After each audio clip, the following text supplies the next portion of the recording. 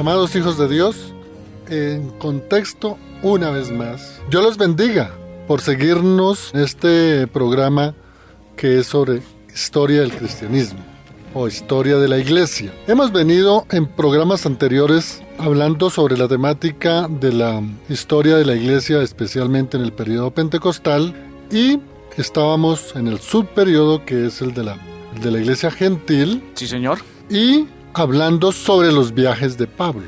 Vimos el primero, el segundo y el tercero, haciendo rápido una recapitulación, salen de Antioquía, pasan por Galacia, luego de Galacia pasa por Frigia, Éfeso, y luego de Éfeso se da toda una serie de acontecimientos, y luego pasa de Éfeso a Corinto, pasando por Macedonia, y llega a Troas. En Troas pasa a Mileto, una ciudad de mucha cultura helénica.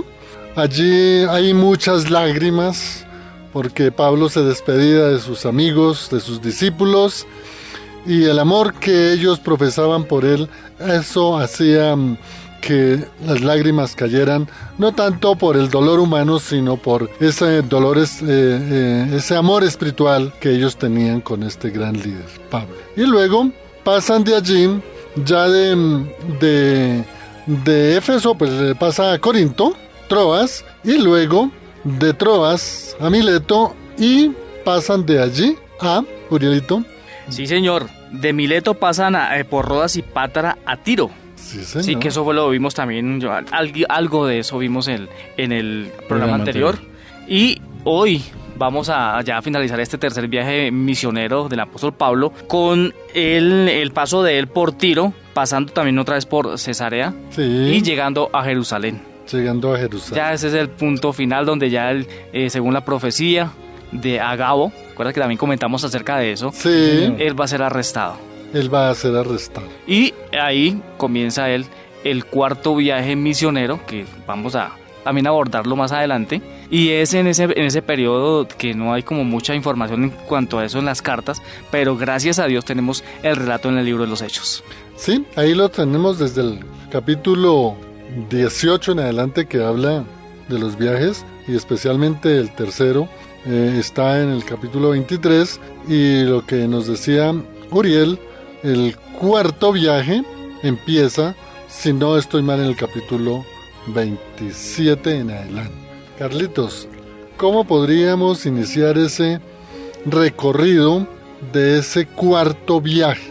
O el viaje que así está en las Sagradas Escrituras, el viaje de Pablo. Bueno, ese cuarto viaje es muy reconocido porque ese viaje a Roma en el otoño del mismo año, probablemente en el año 59, el preso fue mandado a Roma. O sea, hay que mirar más adelante la cronología de cómo en cada viaje escribió las epístolas, ¿no? Sí, y señor. A los Corintios, a Tito, bueno, a cada uno de esos. Y al final, pues Pablo y otros cautivos fueron confinados a un centurión llamado Julio en ese viaje de la corte augusta. Lucas y Aristarco, también de Tesalónica, acompañaban al apóstol. La narración de Lucas pues es importante y es sumamente precisa. El centurión trató humanamente al apóstol Pablo, o sea, fue muy considerado con él, lo ayudó porque en este viaje pues él ya venía preso, y el grupo además se embarcó de Cesarea en una nave adramitena. Sí, no, está bien. Que iba a efectuar una navegación de cabotaje con la costa de Asia Menor. Entonces eso fue lo importante que estaban realizando estos viajeros, pero lo importante era que ya Pablo iba preso. Sí. Entonces eso es lo que hay que tener de interesante, mirar cómo fue ese problema de Pablo en todo este tiempo que se desarrolló, cuando ya era yo prácticamente en su último viaje y todas sus vivencias que tuvo ya para finalizar y pues llegar hasta su muerte. Sí, así iniciaba el cuarto viaje de Pablo o a Roma. Recordemos que el profeta Ágabo sintió en su corazón, orientado por el Espíritu Santo, y quitó el cinturón de Pablo, se ató las manos y digamos que profetizó diciendo que así lo iban a atar a él en la ciudad de Roma. Se iba porque él mismo le decía que era mejor que no fueran por allá. E incluso Pablo dijo que no solamente lo iban a atar, sino que también lo iban a matar. Sí, señor. Entonces es bueno, y lo que nos narraba Carlos, empieza ese cuarto viaje muy bien relacionado porque allí ya él estaba preso bajo órdenes del emperador y al mando de él un centurión que se llamaba Julio. Sí, señor. Y de esa manera, pues él sale de Jerusalén a Cesarea y llega a Cesarea y allí prácticamente encuentra todo preparado para ser enjuiciado, ¿cierto? Mis amados compañeros. Entonces allí se presenta ante un, digamos, coordinador o representante del gobernador, que era Antípatres, y luego es llevado a Félix, que era el gobernador, digamos, de la época. Félix, podría decir, digamos, como para que entendamos un poquito, era como el reemplazo de Pilato. Sí, señor. ¿Cierto? Ya estaba, era Félix. Exactamente. En esa época ya se había acabado esa institución de procurador, o de, en este caso, se cambió por el nombre de gobernador. Porque el papel de Pilato era procurar la coexistencia, llamémoslo así, entre el pueblo de Israel con los judíos, y ya el término de gobernar ya no era tanto mantener la convivencia o la igualdad, sino era directamente más bien estar una autoridad por sobre todo el pueblo judío, especialmente la casta sacerdotal. Sí, señor. Doctor Carlitos, ver que en este último viaje, que es el cuarto viaje del apóstol, él siempre había querido ir a Roma, porque en la carta a los romanos él dice que ha querido ir a visitarlos y no había tenido la oportunidad.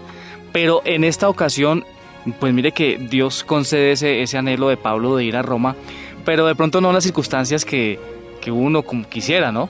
O como que él de pronto quería. Fue unas circunstancias bien difíciles, porque es un viaje bien tormentoso el que tuvo que hacer el apóstol Pablo, además de que estuvo varios años en prisión ahí en Jerusalén, duró como 2 años, y luego pasa a Cesarea, donde también duró un tiempo. En Jerusalén fue poco el tiempo, en Cesarea dura los 2 años o 3, y en Roma es donde termina, pero son como casi 5 años de prisión que tuvo el apóstol Pablo. Y además ahí, que lo que usted decía, que fue muy tormentoso, porque en sí, en esos años, en esos días cuando se dirigían a Roma, pues no fue muy fácil la navegación, porque parece que fue muy terrible. El mar estaba, como se dice, cuando hay mar de leva. Sí, hay mar turbulento. Y algunos dicen es que está picado el mar. Exactamente. Y la embarcación también como que tuvo problemas, pero lo harto era que él iba preso. Sí, y es muy importante recalcar, digamos, en la estadía ahí en Cesarea, porque es que para esa época había muchos disturbios en la ciudad de Jerusalén, y Cesarea era como el centro de gobierno en donde estaba el gobernador Félix. Entonces se dice que llegó allí Pablo y Félix le leyó la carta, que digamos era como el pliego de acusación en contra de Pablo. Sí, señor. Y lo que rápido se dio cuenta Félix, que se decía en la carta, era que Pablo era de Cilicia y que ellos tenían una legislación o unos convenios que en caso de tener algunos presos, se debía hacer las audiencias en forma rápida. Y eso fue lo que hizo Félix, el de una vez leyendo la carta o el pliego de cargos, las acusaciones, entonces, digamos, ordenó que lo dejara bajo la custodia de en este caso, de Herodes. Pero en el Herodes Agripa. Agripa, sí. Herodes el Grande, Herodes Antipas y Herodes Agripa, que entre otras cosas fue el último Herodes. Y él también es el que dice ahí: por poco me persuades a ser cristiano, me convences a ser cristiano. Precisamente es ese Herodes. Es ese Herodes, sí, señor. Seguimos entonces, después de que Félix le lee el pliego de cargos a Pablo, él continúa preso, y desde luego que tanto Félix Agripa, y desde luego Festo lo envían directamente a Roma, y es donde Pablo sale de la ciudad de Sidón hacia la ciudad de Mira, y allí es donde Pablo encuentra un centurión que estaba en el barco que venía de Alejandría e iba con dirección a Italia, con dirección a Italia. Y mire cómo se daban las cosas, amados radioescuchas y compañeros, porque yo me pregunto, bueno, de ese viaje de Sidón a Mira con dirección a Italia, es un viaje en esa época de meses. Bastante tiempo. Y si para durar uno en un barco, poderse uno transportar, me pregunto, bueno, él hizo ese viaje tan rápido, estaba preso, ¿de dónde sacaban los recursos para poder pagar esos viajes? ¿Cierto? Y no iba solo, porque acá en Hechos de los Apóstoles se narra que iba junto con Lucas. Con Lucas. Y iba con otras personas más, y mire cómo inician su viaje precisamente de Sidón a la ciudad de Mira, y durante todo ese recorrido pasan por Sicilia, pasan por Panfilia, arriban a Mira, y luego allí duran, digamos, un poco de tiempo, porque la navegación va muy lenta, precisamente por las tormentas que habían dentro del mar, y porque no avanzaban en forma rápida, porque dice el texto bíblico que antes de, digamos, llegar a una ciudad llamada Gnido, era totalmente oscuro. Y no solamente en la noche, sino también en el día. Eso hacía que precisamente se dificultara el viaje, y ante esas tormentas vieran prácticamente las dificultades que habían para avanzar. Pero de todas maneras llegaron a esa ciudad de Gnido. Doctor, estamos hablando que eso más o menos como entre el año 58 y 60, ¿no? O sea, en el 58 es cuando él es preso en Jerusalén. Sí. Y más o menos en el 60 es cuando ya sale de ahí, que Festo ya sale para Roma, ¿verdad? Sí, más señor. Como en el 59. Por ahí, por esa época. Sí.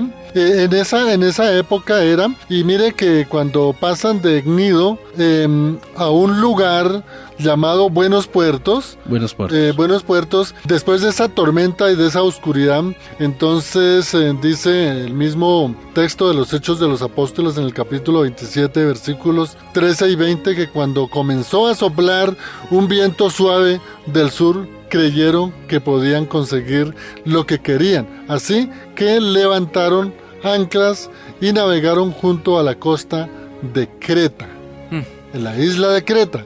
Poco después se nos vino encima un viento huracanado, es un huracán tremendo. Y dice más adelante en el versículo 15 del capítulo 27, que el barco quedó atrapado por la tempestad y no podían hacerle frente al viento. Así que dice ahí el texto de que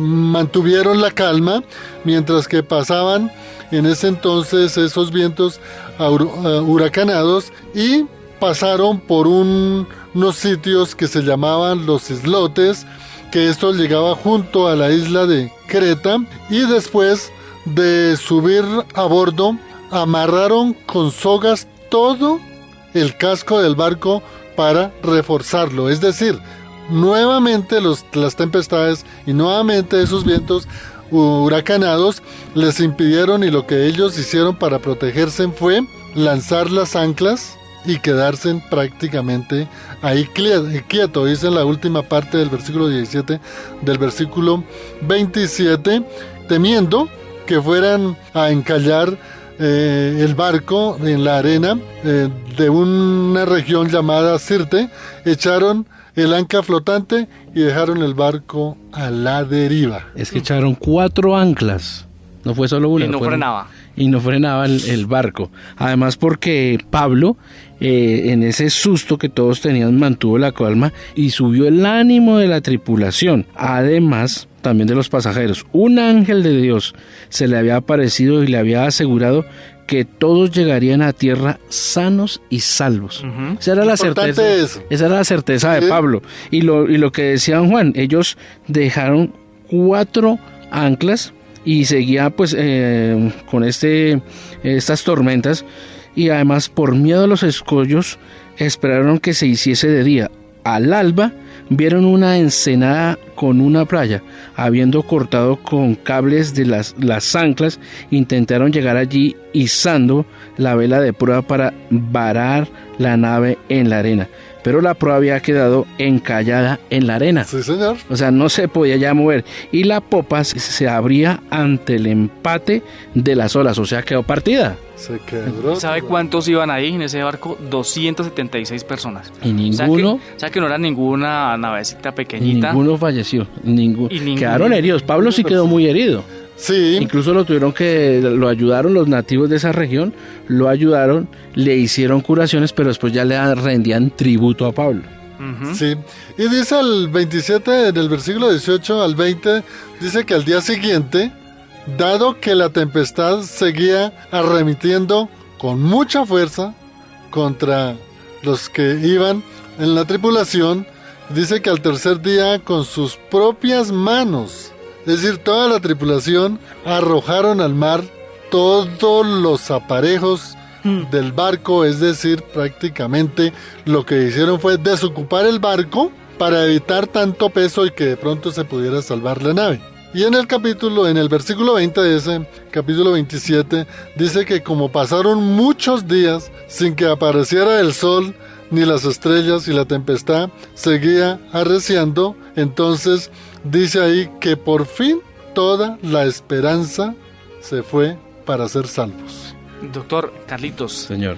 vemos como el apóstol Pablo, porque estamos estudiando o estamos viendo la parte de la iglesia entre los gentiles, y pues aquí el apóstol está reunido, está metido entre gentiles literalmente, porque son los de la nave, el capitán de la nave, los marineros, bueno, en fin, toda esta gente, y además eso iban muchos presos, iban ahí, era gente que iba también a ser llevada al Coliseo romano, a divertir a los emperadores.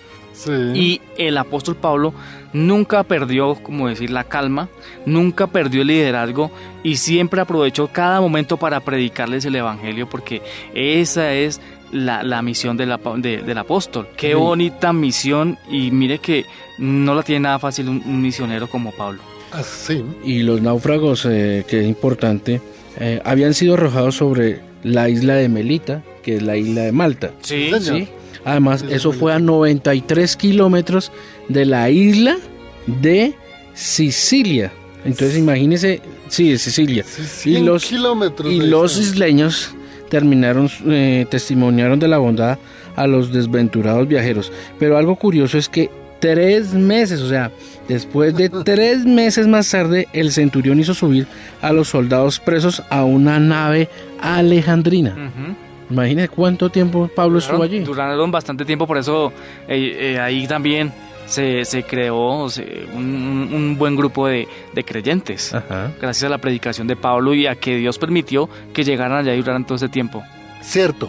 Pero entonces, estando ellos en Malta, después de haber naufragado la nave, después de prácticamente ellos haberse lanzado al mar, porque no tenían ninguna otra alternativa, porque como dijimos, la suerte estaba echada y estaban en plena alta mar, Sí. pues era prácticamente el de poderse ahogar. Pero hay una anécdota muy importante. No es anécdota, está escrito en la palabra de Dios. Sí, señor. Y es el caso de lo que ocurre cuando llegaron a la isla de Malta. Sí, señor. Entonces, dice el texto bíblico, para ir resumiendo, que llegaron allí, había mucho frío y empezaron a prender fuego. Sí. Y Pablo empezó a coger algunas leñas para avivar el fuego, y allí es donde una serpiente lo pica. Y los isleños, o las personas que conocían esa clase de animal, de serpiente venenosa, lo que se decían para sí era que los días de Pablo estaba contadas las horas, porque la picadura de esa serpiente era fijo la muerte. Y la sorpresa de ellos fue precisamente que no le pasó nada a Pablo. Apenas se sacudió y... Se sacudió y él siguió haciendo la fogata para calentar y hacer alimentos para sus compañeros, y es prácticamente un milagro porque ellos mismos reconocieron que definitivamente Pablo era un hombre especial, que era un hombre enviado de Dios y que era un hombre que realmente tenía una guía poderosa, porque el veneno de la serpiente no le había hecho ningún efecto. Sí, señor. Y a este respecto, ¿qué podemos adicionar o aclarar, Uriel? Bueno, doctor, Carlitos y oyentes, aquí en Malta también sucede algo bien especial. Hace un momento el doctor hablaba de que ellos viajaron y no tenían recursos, ellos iban y pues Dios los sustentaba, ¿no? Pero fíjese que aquí pasa algo también bien interesante, y es la sanidad de una persona. El padre de Publio era un hombre muy influyente en esa región de Malta, y él estaba en cama, estaba enfermo con fiebre, con disentería, y Pablo entra, lo ve, ora por él, le impone las manos y lo sana. Entonces, como consecuencia de esto que Dios había hecho a través del apóstol Pablo, todos los enfermos de la isla también llegaron a donde estaba Pablo y eran sanados. Y dice también aquí el relato, Lucas, dice que entonces como recompensa, dice, nos colmaron de muchas atenciones y nos proveyeron de todo lo necesario para el viaje. Sí, señor. Entonces mire cómo Dios iba proveyendo. Todo lo provee y todo lo apareja él. Después de 3 meses de estar ahí en la isla de Malta, sí, señor, dice el texto en el versículo 11-12 del capítulo 28, que ellos tomaron un barco que tenía el nombre de Dioses Dioscuros, y ese barco venía de la ciudad de Alejandría, de la parte extrema del norte de lo que hoy es África, y ellos zarparon ese barco y llegaron en 3 días a una ciudad de Siracusa. Siracusa es una ciudad muy antigua, en donde era el centro prácticamente de la cultura helénica, y allí donde se dieron muchas batallas que se narran cuando uno lee la Odisea, y allí ve uno que era una ciudad bastante culta, bastante adelantada, pero ellos pasan de allí de Siracusa. Duran 3 días nomás ahí, ¿no? Exactamente, pasan allí de Siracusa, fue rápido, y pasan a un puerto o a una ciudad llamada Puteoli. Y de esta ciudad también pasan prácticamente hacia el sur, continúan su recorrido, porque la meta era llegar a Roma, y pasan por unos sitios llamados las 3 tabernas, pero no son las tabernas que hoy... Sí. No es que el apóstol se haya ido de parranda ni nada. Exactamente, ¿no? Sino esas 3 tabernas en ese entonces se le conocía a los sitios donde estaban ubicados los baños calientes, para donde iban allá tanto romanos como griegos. Pero ahí también Pablo se encontró con ellos en el foro de Apio y en las 3 tabernas donde decía don Juan. Exactamente. Entonces pasaron por esos sitios, porque están el sitio de las 3 tabernas y está el foro de Apio, ya prácticamente a las puertas, llamémoslo así, de Roma. Y esos foros, el foro de Apio era el lugar, es decir, hoy prácticamente el centro de congregación o el recinto de congregación de los grandes pensadores, en donde llegan ellos a debatir los nuevos hechos que llegan de todo el mundo, y ellos querían saber, los miembros, qué podían sacar de buenas noticias que pudiera llevar Pablo. Es interesante porque mire que viendo uno aquí el relato en Hechos capítulo 28, toda esa travesía que ha hecho el apóstol Pablo, ¿no? Eso ha estado, mejor dicho, sufriendo en el naufragio, todo lo que pasó. Pero dice el versículo 17 del 28, 3 días más tarde, o sea, ya llegaron a Roma, ya llegaron allá, estuvieron allá en el foro de Apio, y dice que 3 días más tarde Pablo convocó a los dirigentes de los judíos cuando estuvieron reunidos y les dijo: a mí, hermanos, a pesar de todo lo que he hecho, nada contra mi pueblo ni contra las costumbres de nuestros antepasados o sea, está diciendo, yo no he hecho nada, pero me arrestaron. Pero lo que yo voy es que habían pasado apenas 3 días. De pronto uno dirá, no, pues que después de semejante viaje, todo lo que ha sufrido, por lo menos 15 días de descanso, ¿no?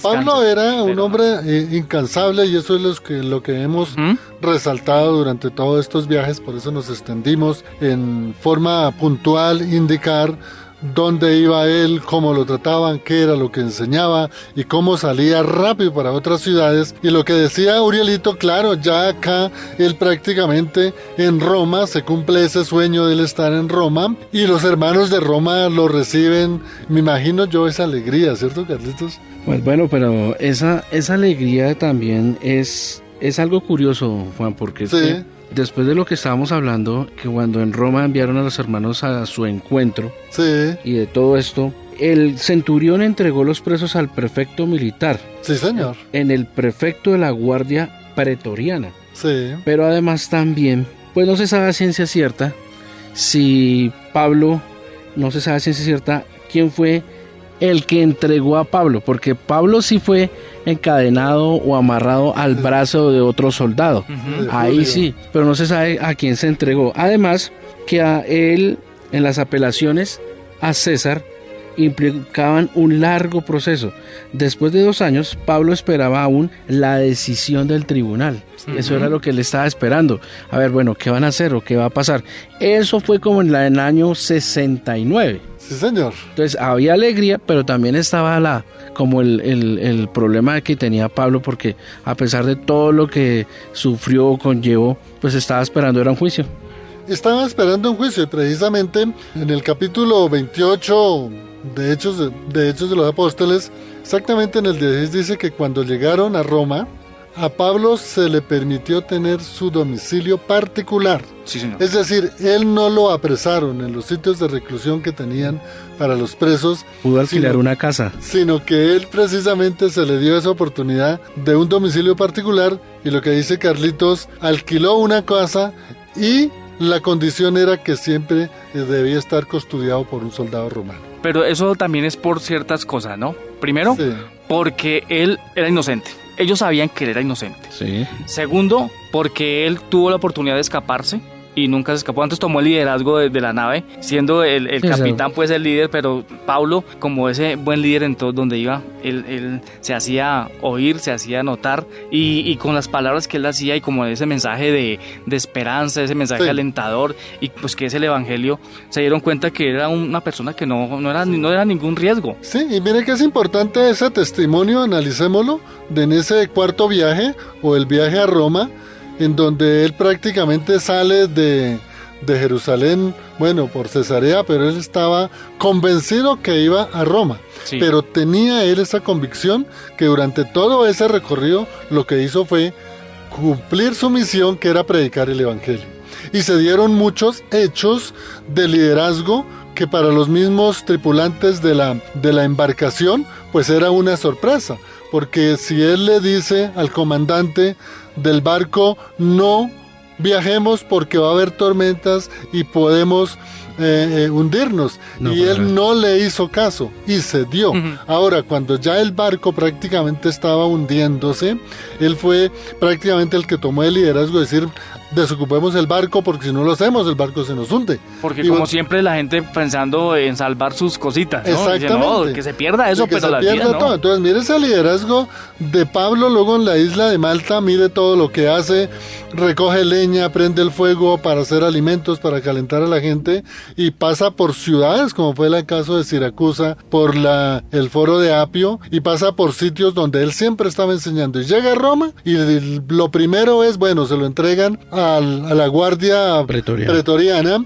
pero le dan la oportunidad, lo que ustedes recalcaban, de un domicilio particular, tomen arriendo una casa, y mire, él sí tenía crédito porque le arrendaron de una, sin problemas, y luego él empieza a predicar el evangelio con sus hermanos en Roma, pero siempre custodiado por un soldado romano. Ya, doctor. Y ahí les quedó tiempo a él para escribir también cartas, ¿no? Ahí en la prisión Sí. de Roma. Muy importante eso. Y es que mire, a propósito de que él estaba preso, él siguió con su ministerio. O sea, él siguió predicando, evangelizando, además porque él permitía que los que tuvieran necesidad de cualquier cosa lo visitaran. Lo Y es visitaron. más, muchos dicen en la tradición, en la historia, que muchos de esos soldados se convirtieron al cristianismo. Claro, los que por están eso la amarrados con él. iglesia de Roma Es correcto. creció tanto porque dejó unas bases claras en su liderazgo. Pero es muy importante aclararle, hermano Uriel, ya que hizo referencia a las cartas que él escribió ya estando en Roma cuando él llegó. Que Sí, a ver señor. si me acuerdo, Efesios, Efesios, Filipenses, correcto, Colosenses y Filemón. y Filemón. Ahí están. Mire, le quedó tiempo para todo. Amado No perdía el tiempo, ¿no? Sí, amado Radio Escucha, se nos agotó el tiempo. Hemos agotado precisamente ese cuarto viaje y prácticamente estamos agotando el subperiodo de Gentil para luego iniciar en un periodo muy importante dentro del periodo apostólico que se ha llamado el de la época sombría. Sí, señor. La edad sombría. Amado Radio Escuchas, gracias hermano Uriel, hermano Carlos, hemos llegado a la conclusión de este programa. Les agradecemos a ustedes su amable atención. Háganos saber sus observaciones, háganos saber algunas cosas que no hayan quedado claras, las podemos aclarar en otro programa. Que Dios los bendiga. Bendiciones. Chao. Amén.